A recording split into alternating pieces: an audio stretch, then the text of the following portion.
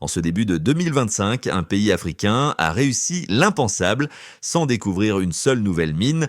En 4 mois, des revenus orifères de 2,7 milliards de dollars ont fait voler en éclats des années de pertes silencieuses, comme si l'or volé avait enfin changé de camp. Que révèle vraiment ce retournement brutal et que signifie-t-il pour l'avenir de ceux qui observent de près la trajectoire d'Ibrahim Traoré dans la région? Derrière ces chiffres froids se cache une réponse explosive sur la souveraineté, le pouvoir et ceux qui contrôlent réellement les portes de sortie de l'or. Ce récit promet de dévoiler sans fioriture comment une architecture économique longtemps fragilisée a basculé en quelques semaines, révélant un levier que beaucoup croyaient inexistant. Le bénéfice majeur pour le lecteur est clair, à comprendre en 10 à 12 mots comment un pays riche en or peut cesser d'être pauvre en réalité.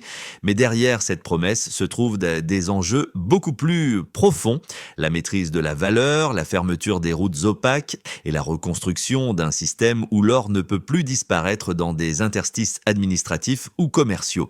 Ce retournement n'est pas qu'une affaire de chiffres, il redéfinit la relation entre extraction, contrôle et redistribution, tout en exposant les tensions entre intérêts locaux, réseaux transfrontaliers et marchés internationaux. Et une question demeure suspendue comme un fil conducteur: si un pays a pu stopper l'hémorragie presque du jour au lendemain, qu'est-ce qui empêchait cette transformation auparavant?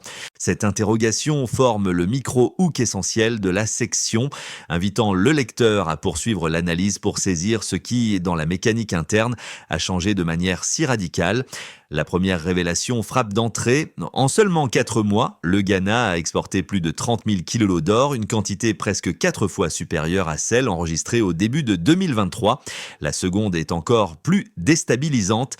Rien de ce bond spectaculaire ne provient de nouvelles mines, de nouvelles machines ou d'un miracle géologique. Ce renversement soudain, qui semble presque irréel au regard des décennies de pertes silencieuses, oblige à regarder ailleurs, non pas sous terre, mais dans les rouages invisibles qui décident de ce qui sort du pays, de qui le contrôle et de ce qui reste réellement dans l'économie nationale. Pendant des années, le Ghana a vécu avec une contradiction profonde. Être un des 3 piliers du triangle aurifère d'Afrique de l'Ouest et, dans le même temps, rester prisonnier d'un système où la richesse s'évaporait à chaque étape du processus. Les multinationales dominaient l'extraction, les contrats étaient opaques, les profits étaient déclarés ailleurs, les données circulaient dans des couloirs privés que l'État n'avait ni les moyens ni le droit de pénétrer. Résultat, le pays offrait sa terre et récupérait des miettes. Pendant que les exportations officielles affichaient 7500 kilos au début de 2023, les routes informelles expédiaient, elles, des quantités bien supérieures vers Togo, Dubaï ou des destinations moins visibles encore. C'est dans ce paysage fragmenté qu'une nouvelle influence s'est imposée, subtile puis déterminante. L'exemple venu de Ouagadougou, inspiré par un capitaine de 37 ans devenu chef d'État, Ibrahim Traoré. Son modèle, centralisation, fermeture des sorties, fin des privilèges privés, n'a pas été ignoré. Il a été étudié, disséqué, puis progressivement transposé au Ghana par ceux qui cherchaient une réponse durable à l'hémorragie. Et lorsque les chiffres de début 2025 ont commencé à s'aligner, la question qui hantait le pays depuis des décennies a enfin trouvé un début de réponse. Le Ghana n'a pas changé de sol, il a changé de contrôle. Pour comprendre comment la mécanique ghanéenne a commencé à se transformer, il faut suivre un personnage guide, un fonctionnaire technique du ministère des Ressources minières, discret, méthodique, qui fut parmi les premiers à analyser en détail l'écart colossal entre les exportations déclarées et les importations enregistrées par les partenaires commerciaux. Ce n'était pas un militant, encore moins un réformateur charismatique. C'était un spécialiste des données, habitué aux anomalies comptables que personne ne prenait le temps de décoder. Lorsque les premiers volumes de 2025 ont afflué, il fut aussi le premier à remarquer que les routes parallèles se refermaient, que quelque chose avait cassé le cycle habituel de fuite. Le deuxième cas vient d'un acheteur local opérant depuis une petite ville minière du sud. Pendant des années, il voyait des intermédiaires étrangers débarquer avec des offres en liquide, rapides et indiscutables, laissant les producteurs locaux dépendants et incapables de négocier. Début 2025, ces visages familiers ont disparu presque du jour au lendemain. À leur place, de nouveaux agents accrédités par l'État ont commencé à structurer les transactions, enregistrer les volumes, vérifier la pureté et tracer l'origine. Le prix reçu par les petits mineurs a augmenté. Les livraisons sont devenues régulières. Les pertes, quant à elles, ont diminué. Ces deux trajectoires, celle du technicien qui mesure et celle du commerçant qui subit, montrent un point commun essentiel, l'effet d'une reprise centrale du contrôle, inspirée indirectement par les résultats visibles au Burkina Faso et scrutés de près par ceux qui avaient étudié l'approche d'Ibrahim Traoré. Et la conclusion provisoire s'impose déjà, les règles changées changent tout. Avant 2025, le Ghana perdait son or. Après 2025, il le récupère. La bascule paraît simple, elle ne l'est pas. Tout commence par une série de constats froids, des tonnes déclarées d'un côté, des tonnes importées d'un autre, et un gouffre de plus de 229 tonnes sur 5 ans. Le système fuyait de partout, les points de sortie étaient multiples, les contrôles inexistants, les acteurs illégitimes nombreux. C'est dans ce chaos que l'impulsion venue de Ouagadougou, portée par Ibrahim Traoré, devient un catalyseur silencieux. Comme on pourrait le dire en français, commence une étape appelée le déclencheur, janvier 2025. Le gouvernement ghanéen, fraîchement replacé aux commandes, reçoit les derniers rapports consolidés sur les flux aurifères. Les données révèlent une vérité brutale. Presque tout ce qui sort du sol finit hors du pays sans aucune contrepartie. L'équipe économique réalise alors qu'il ne s'agit plus d'un problème minier, mais d'un problème de souveraineté. Les références au modèle burkinabé se multiplient dans les réunions internes. Traoré avait stoppé l'exode. Il devait en faire autant. Comme on pourrait le dire en français, commence une étape appelée la rupture. Fin mars, l'acte I-140 est adopté. Le Ghana Gold Board, Goldboa, devient instantanément l'unique acheteur légal d'or. Le pays passe d'un marché éclaté à une structure centralisée. Le changement est radical, presque abrupt. Les entreprises étrangères protestent. Les intermédiaires privés perdent leur marge. Les réseaux de contrebande prennent peur. Des milliers de petits opérateurs se retrouvent face à un choix net, s'adapter ou disparaître. Comme on pourrait le dire en français, commence une étape appelée le choc. Avril.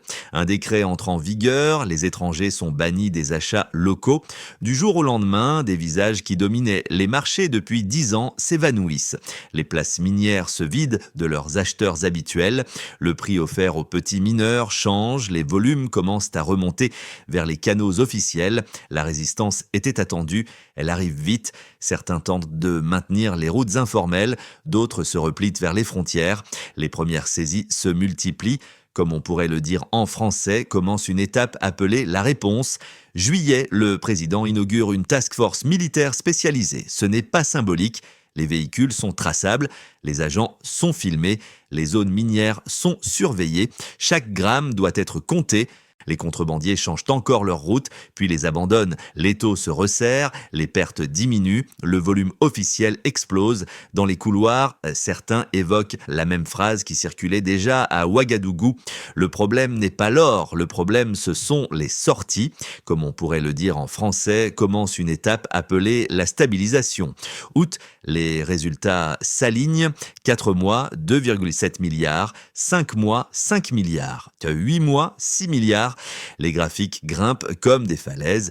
Les analystes internationaux parlent de miracle. Les techniciens ghanéens, eux, savent que rien n'a changé sous terre. C'est ce qu'il y a autour qui a changé. À ce stade, l'histoire prend une forme limpide. Un enchaînement de décisions brèves, nettes et assumées, dont l'inspiration, en filigrane, remonte au geste initial d'Ibrahim Traoré. En somme, quand l'État tient les portes, l'or cesse de s'enfuir. La transition apparaît clairement lorsqu'on compare la base ancienne à la nouvelle dynamique. Le Ghana est passé d'un secteur aurifère fragmenté et sous-déclaré à un système centralisé, capable de retenir une part majeure de la valeur qui lui échappait. Ce glissement du baseline vers le delta constitue le cœur même de la démonstration, car il montre comment une structure administrative modifiée peut reconfigurer l'ensemble d'une chaîne d'extraction sans toucher un seul gramme de minerai supplémentaire. Le premier chiffre marquant est celui du revenu aurifère, 2,7 milliards de dollars en 4 mois. Ce total reflète la fermeture des routes clandestines et l'intégration forcée des flux dispersés. L'amplitude de cette hausse prouve que les pertes précédentes ne venaient pas d'une baisse de production, mais d'un système poreux. La différence entre l'ancien cadre et le nouveau montre clairement que la transparence change la valeur réelle captée par l'État. Le deuxième indicateur découle des volumes exportés, 30 000 kg d'or enregistrés sur la même période. Ce seuil souligne que l'augmentation provient de la formalisation et de la traçabilité. La centralisation du marché, inspirée en partie par le modèle observé sous Ibrahim Traoré, permet d'intégrer les petits producteurs longtemps exclus des circuits légaux. Cette absorption progressive explique pourquoi les volumes officiels ont soudainement quadruplé. Le troisième repère réside dans les pertes historiques révélées par les comparaisons internationales. Un écart cumulé de plus de 229 tonnes sur 5 ans. Cette information confirme que la contrebande n'était pas marginale mais structurelle. Le delta obtenu en 2025 correspond donc à la récupération d'une richesse effectivement détournée. La réduction de cet écart, même partiel, montre que la centralisation des sorties constitue le véritable levier. Pris ensemble, ces trois concepts, un revenu multiplié, des volumes formalisés et un fossé statistique réduit, forment un faisceau cohérent. Ils indiquent qu'un pays peut transformer son économie sans découvrir de nouveaux gisements. Le changement repose sur la maîtrise des sorties, la vérification des transactions et l'élimination progressive des acheteurs opaques qui dominaient historiquement le secteur. Ce cadre nouveau modifie aussi la position du Ghana dans le marché régional.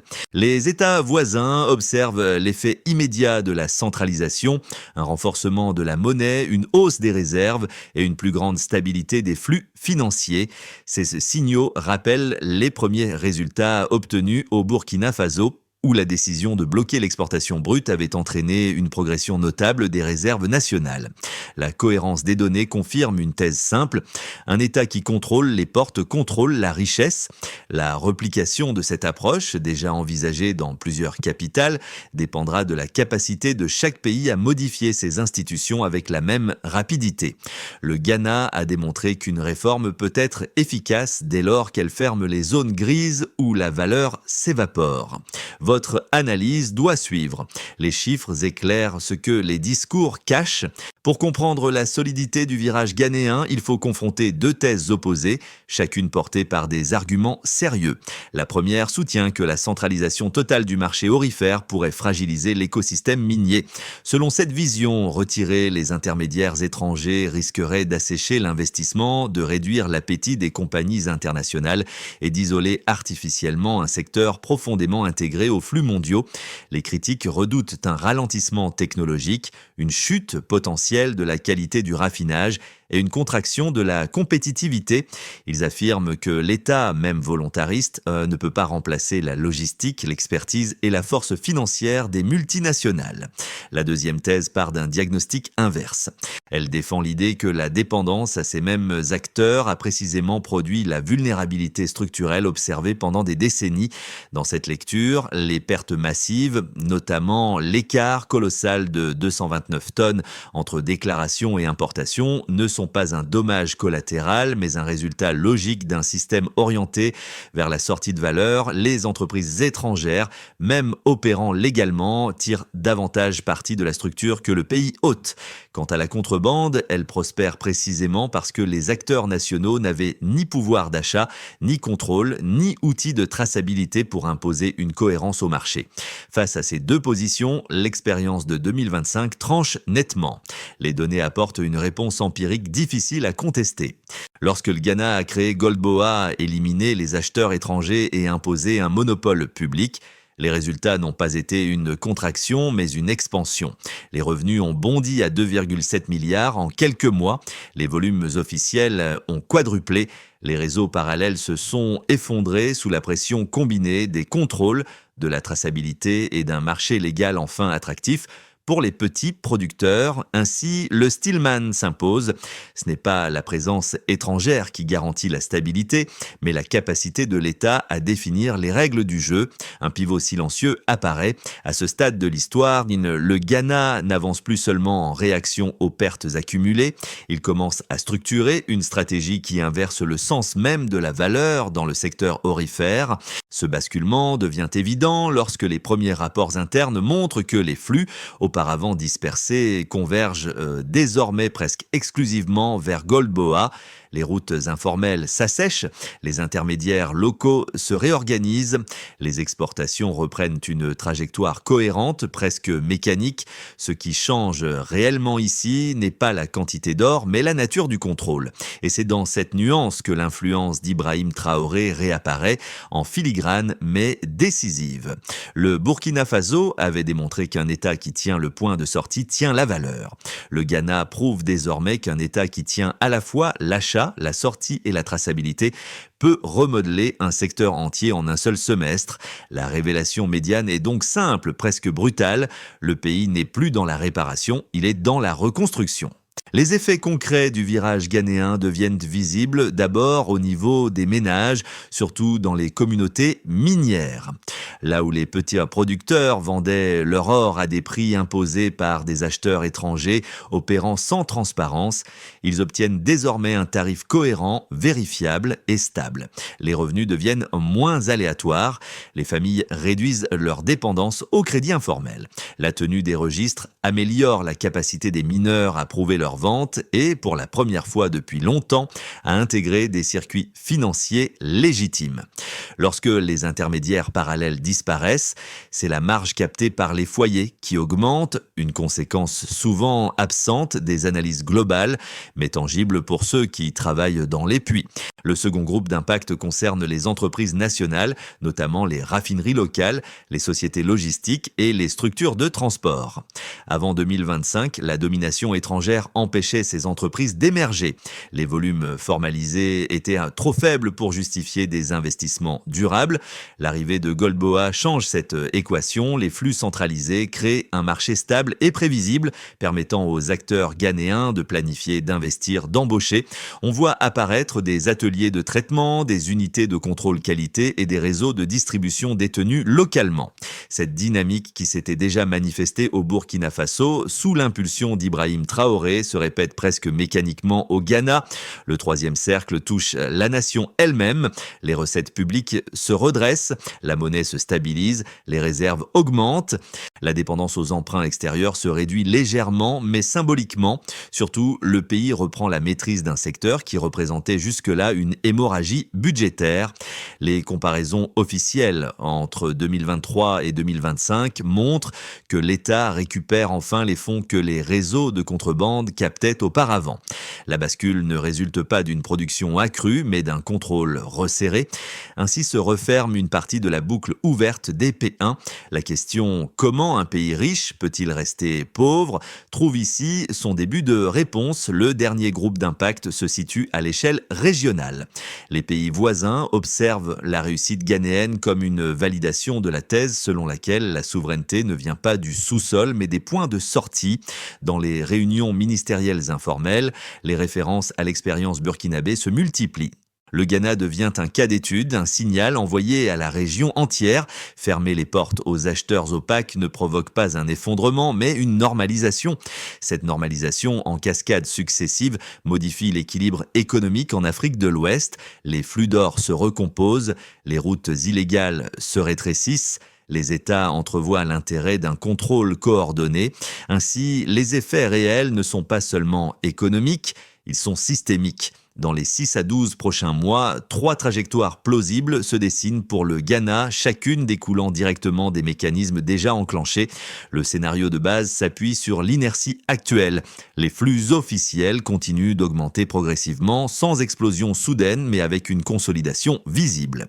Dans cette perspective, Golboa stabilise son monopole. Les petits mineurs poursuivent leur transition vers les circuits formels et l'État maintient une hausse régulière des recettes.